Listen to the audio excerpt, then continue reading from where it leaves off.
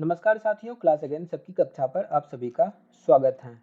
साथियों, आज के समय में चाइना से एक बहुत ही नेगेटिव न्यूज़ निकलकर सामने आ रही है। चाइना में कोरोना के बाद एक अजीब सी बीमारी फैल रही है और इसके बारे में आपको वेरियस न्यूज़ आर्टिकल्स में देखने को मिल जाएगा।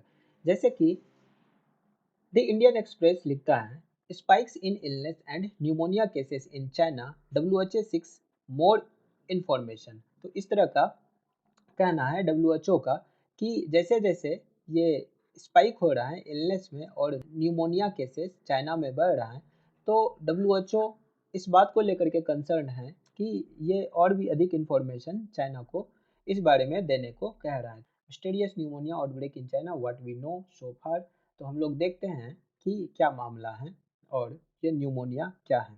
तो WHO has requested detailed information from China regarding an increasing respiratory illness and clusters of pneumonia in children। तो WHO जो है इन्होंने रिक्वेस्ट किया है चाइना से कि वो और भी डिटेल्ड इंफॉर्मेशन प्रोवाइड करे regarding increase in respiratory illness. ये जो रेस्पिरेटरी इलनेस बढ़ रहा है चाइना में और जो न्यूमोनिया के क्लस्टर्स बन रहे हैं बच्चों में, इस बारे में और भी डिटेल्ड इंफॉर्मेशन साझा करने को WHO ने चाइना से रिक्वेस्ट किया है। It is unclear if this events are related to the overall increase in respiratory infections previously reported by Chinese authority. और ये अभी क्लियर नहीं हो पाया है कि ये इवेंट्स जो हो रहा है ये रिलेटेड हैं to the overall increase in respiratory infection से, जो कि प्रीवियसली चाइनीज अथॉरिटी के द्वारा बताया गया था। और चीन में अगर हम लोग बीते कुछ दिनों में देखें तो न्यूमोनिया जैसी जो बीमारी है ये बच्चों में बहुत ही तेजी से फैल रहा है और करीब 2 हफ्ते में ही इस बीमारी की चपेट में आए मरीजों से अस्पताल सब भर गए हैं और कई इमरजेंसी कदम भी उठाए गए हैं चाइना की अथॉरिटी के द्वारा। और इसी संबंध में जो वर्ल्ड हेल्थ ऑर्गेनाइजेशन है और दुनिया के जो दूसरे देश हैं उनको इस खबर ने काफ़ी चिंता में डाल दिया है। और जिस तरह से ये बीमारी फैल रही है उसने कोरोना संक्रमण के फैलने की यादों को ताज़ा कर दिया है और उत्तरी चीन से ये बीमारी फैलनी शुरू हुई है। तो उत्तरी चीन में अगर हम लोग देखें तो उत्तरी चीन में ये लाओनिंग नाम का एक प्रोविंस है चाइना में, तो इसी प्रोविंस से ये बीमारी फैलना शुरू हुआ है। तो बीजिंग और लाओनिंग शहर के अस्पतालों में बीमार बच्चों की तादाद बढ़ती ही जा रही है और सबसे चिंता की बात यह है कि जो हेल्थ एक्सपर्ट हैं और डॉक्टर हैं वो भी इसके बारे में कुछ खास नहीं जानते हैं और इससे इलाज में भी काफ़ी परेशानी का सामना करना पड़ रहा है।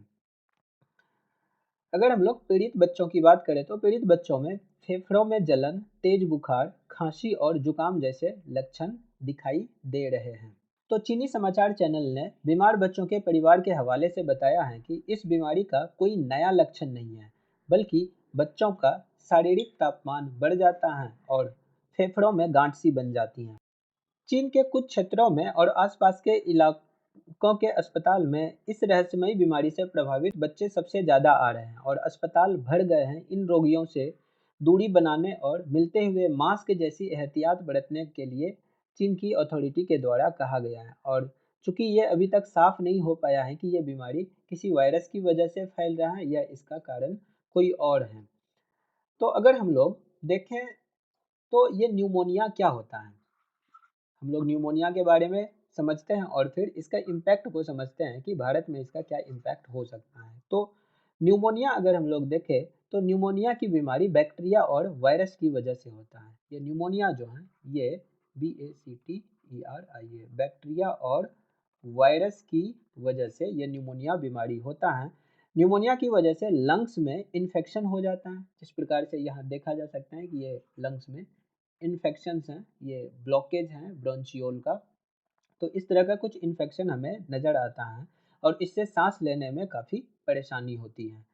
तो इससे शरीर को सही मात्रा में ऑक्सीजन नहीं मिल पाता है, जिससे मरीज की मौत भी हो सकती है। और न्यूमोनिया के ज़्यादा मामले बच्चों में ही आते हैं और जिन बच्चों की इम्यूनिटी कमज़ोर होती है उनको ज़्यादा खतरा होता है। और न्यूमोनिया की 4 स्टेज होते हैं, मतलब कि ये जो न्यूमोनिया है इसमें 4 स्टेजेस होते हैं।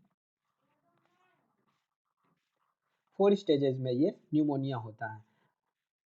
इनमें चौथा स्टेज जो है वो सबसे खतरनाक माना गया है और इस स्टेज में फेफड़ों में सूजन आ जाती है और फेफड़े सही तरीके से काम नहीं कर पाते हैं, जिससे मरीज की मौत भी हो सकती है। अगर हम लोग भारत के ऊपर इसका इम्पैक्ट देखें तो भारत में हर साल न्यूमोनिया के केसेस आते हैं और बदलते मौसम में ये बीमारी ज़्यादा फैलती है। मानसून और सर्दियों के दौरान बड़ी संख्या में बच्चे न्यूमोनिया से संक्रमित होते हैं और कुछ मामलों में मौत होने की भी रिस्क होती है। चूंकि न्यूमोनिया एक संक्रामक बीमारी है तो इससे सतर्क रहने की ज़रूरत होती है। ऐसा इसलिए क्योंकि न्यूमोनिया से पीड़ित व्यक्ति के खांसने और छींकने के दौरान नाक या मुंह से जो ड्रॉप निकलती हैं उसके संपर्क में आने से दूसरा व्यक्ति भी संक्रमित हो जाता है और यही कारण है कि न्यूमोनिया एक से दूसरे व्यक्ति में फैलता है। अब सवाल ये उठता है, क्या चीन जैसा खतरा भारत के ऊपर भी है? तो अगर हम लोग देखें तो चीन में न्यूमोनिया के केस बढ़ रहे हैं, लेकिन ऐसा जरूरी नहीं है कि भारत में भी मामले बढ़े। भारत में न्यूमोनिया एक बहुत ही पुरानी बीमारी है और इसके लिए दवाएं और फ्लू की वैक्सीन मौजूद है और ऐसे में भारत में पैनिक होने की ज़रूरत नहीं है। लोगों को सलाह है कि वे अपने बच्चों की सेहत का ध्यान रखें और अगर बच्चों को खांसी जुकाम या बुखार है तो तुरंत उसका इलाज करवाएं।